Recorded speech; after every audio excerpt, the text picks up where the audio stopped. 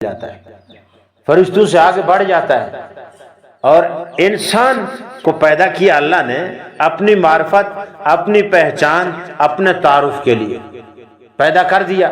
اب انسان جب پیدا ہو گیا، انسان سے پہلے جتنے بھی مخلوقات تھے وہ سب نمبر 2 میں آ گئے، انسان نمبر 1 بن گیا.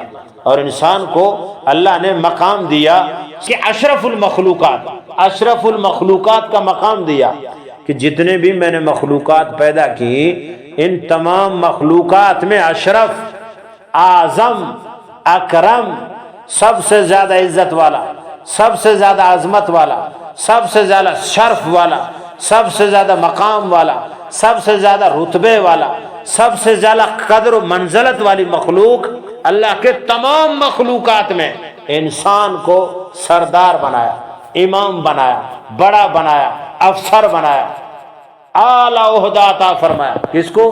انسان کو. انسان اشرف ہونے میں سارے انسان برابر، اکرم ہونے میں سارے انسان برابر، اور عزت والے ہونے میں سارے مخلوقات میں انسان برابر. اب ایک اور موقع آتا ہے جب انسانوں میں بھی ایک اونچا مقام بنتا ہے، اور وہ ہے جب آدمی کلمہ پڑھے لا الہ الا اللہ محمد الرسول اللہ. انسان سب سے اشرف تھا، سب سے زیادہ عزت والا تھا تمام مخلوقات میں، لیکن جب اس نے کلمہ پڑھا لا الہ الا اللہ محمد الرسول اللہ، یہ اب تمام انسانوں میں اشرف بن گیا. یہ انسانوں میں بھی کیا بن گیا؟ اشرف بن گیا. تمام انسانوں میں کیا ہو گیا؟ اعلیٰ بن گیا، زیادہ عزت والا بن گیا. اس کا مقام اور بڑھ گیا. اللہ ولی الذین آمنوا یخرجهم من الظلمات الى النور والذین کفروا اولیاؤهم الطاغوت یخرجونهم من النور الى الظلمات اولئک اصحاب النار هم فیہا خالدون. ایمان والے اللہ کے دوست ہیں، ایمان والے اللہ کے دوست ہیں، اللہ کے پسندیدہ لوگ ہیں. لا الہ الا اللہ پڑھتے ہی سارے انسانوں سے نکل کر یہ انسان اونچے عہدے پر آ گیا. سارے انسان ساری مخلوقات سے اونچے ہیں، اور سارے انسانوں میں ایمان والے ساری مخلوقات سے، انسانوں سے بھی اونچے مقام پر آ جاتے ہیں. لا الہ الا اللہ پڑھنے کی وجہ سے، لا الہ الا اللہ پڑھنے کی وجہ سے یہ کیا ہو جاتے ہیں؟ سارے انسانوں میں بھی اونچے مقام پر آ جاتے ہیں، بڑے مقام پر کلمے کی وجہ سے. اور کلمے پڑھنے میں پھر بہت زیادہ کلمے پڑھنے والے بہت زیادہ ہیں. انسانوں میں اعلیٰ مقام والے کلمے والے، صحیح ہے. اب کلمے والے بھی بہت سارے ہیں، کلمے والے بھی بہت سارے ہیں. ان کلمے والوں میں کلمہ پڑھنے کی وجہ سے انسان اور زیادہ اس کی قیمت بڑھ گئی. لیکن کلمہ پڑھنے والوں میں بھی کچھ ایسے ہیں جن کا مقام کلمے پڑھنے والوں میں بھی اونچے سطح پر چلا جاتا ہے. وہ ہیں جنہوں نے کلمہ پڑھا، اور کلمہ پڑھ لینے کے بعد صرف کلمے پڑھنے تک محدود نہیں رہے، بلکہ کلمہ پڑھنے کے بعد کلمے کے تقاضوں پر چلے. کلمہ کیا کہتا ہے اس پر چلے، کلمے میں کیا ہے، میری کلمے پڑھنے کے بعد میری ذمہ داری کیا ہے، اس پر وہ عمل کرنے والے بن گئے. لا الہ الا اللہ محمد الرسول اللہ، اللہ کے علاوہ کوئی معبود نہیں، محمد اللہ کے رسول ہیں صلی اللہ علیہ وسلم. اب یہ کلمہ جب انسان پڑھ لیتا ہے، اس کلمہ پڑھ لینے کے بعد وہ ایک دائرے میں آ جاتا ہے، ایک پابندی میں آ جاتا ہے، ایک گھیرے میں آ جاتا ہے. اور وہ گھیرا کیا ہے؟ درود پاک پڑھ لیتا.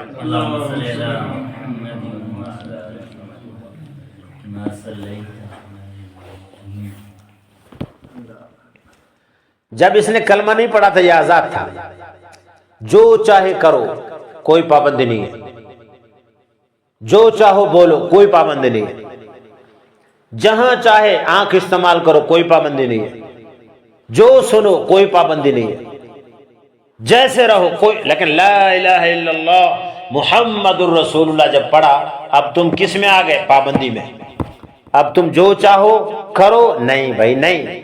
جو چاہو کرو نہیں، جو تمہارا رب کہے گا وہی کرو گے، جو چاہو دیکھو نہیں، جہاں تمہارا رب کہے گا وہی دیکھو گے، جو چاہو سنو نہیں، جو تمہارے رب کی طرف سے اجازت ہوگی وہ سنو گے، جہاں چاہے جاؤ نہیں، جہاں تمہارے رب کی رضا اور اجازت ہوگی وہاں جاؤ گے، جو چاہے کھاؤ نہیں، جس چیز کے کھانے کی رب اجازت دے گا اب تم وہ کھاؤ گے، جو چاہو پیو نہیں، جو تمہارا رب تمہیں پینے کی اجازت دے گا اب تم وہ پیو گے، جو تم چاہو گے وہ پیو گے نہیں، ایسا نہیں۔ تم نے لا الہ الا اللہ پڑھا، اب تم کیا ہو گئے؟ پابند۔ کیا ہو گئے؟ پابند۔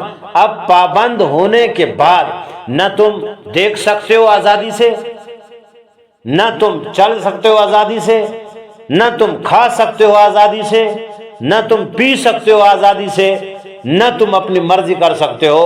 اب لا الہ الا اللہ کا پہلا جملہ یہ کہتا ہے جیسے تم نے معبود صرف اللہ کو مانا ہے، اسی طرح اب ہر کام میں تم اللہ کی مانو گے۔ جیسے تم نے عبادت کے لائق صرف اللہ کو سمجھا، اسی طرح اپنے ہر کام میں اللہ کو آگے رکھو گے۔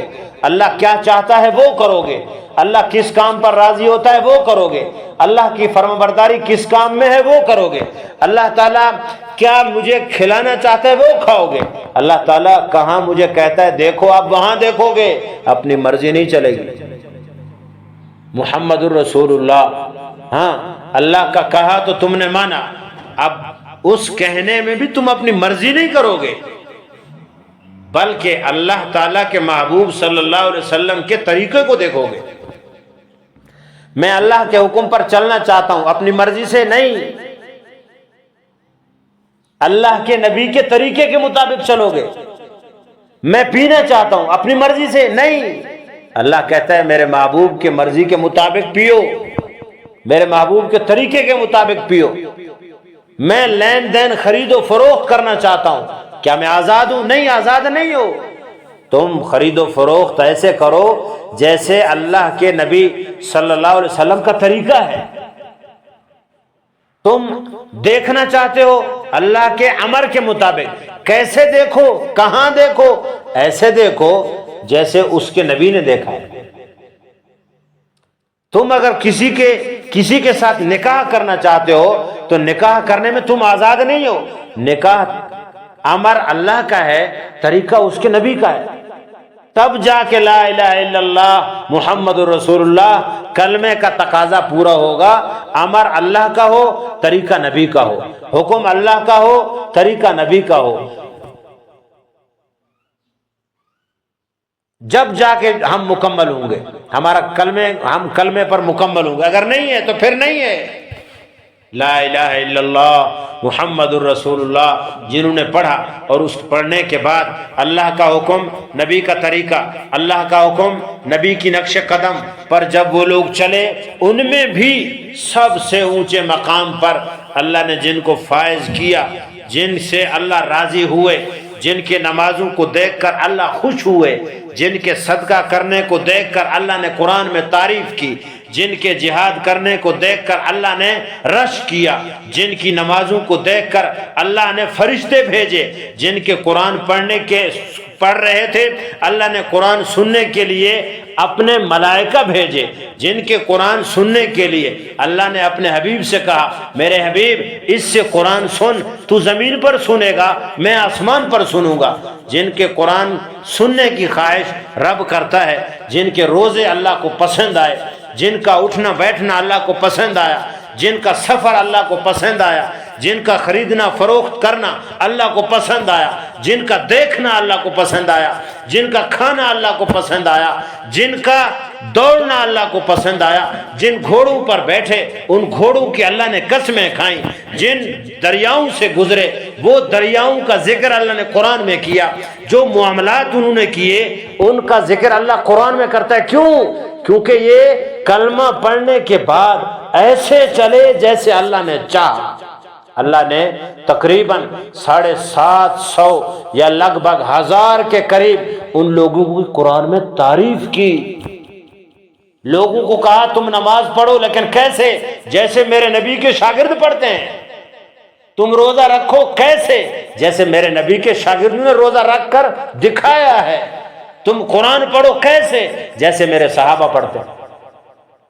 تم لوگوں سے لین دین کرتے ہو کرو، لیکن کیسے؟ جیسے میرے نبی کا طریقہ تھا اور اس طریقے پر صحابہ نے چل کر دکھایا، ایسے تب جا کر تمہارا ایمان۔ فَإِنْ آمَنُوا بِمِثْلِ مَا آمَنْتُمْ بِهِ فَقَدِ اهْتَدَوْا، جب تم ایسے کرو جیسے میرے صحابہ نے کیا، جب تمہارا ایمان صحابہ کے ایمان جیسا بنے گا، جب تمہاری نمازیں صحابہ کی نمازوں جیسی بنیں گی، جب تمہارا روزہ صحابہ کے روزوں جیسے بنیں گے، جب تمہارا لین دین صحابہ کے لین دین جیسا بنے گا، جب تمہارے تمام امور صحابہ جیسے بنیں گے، تب تم ہدایت پر آ چکے ہوگے، تبھی تمہاری ہدایت ہوگی۔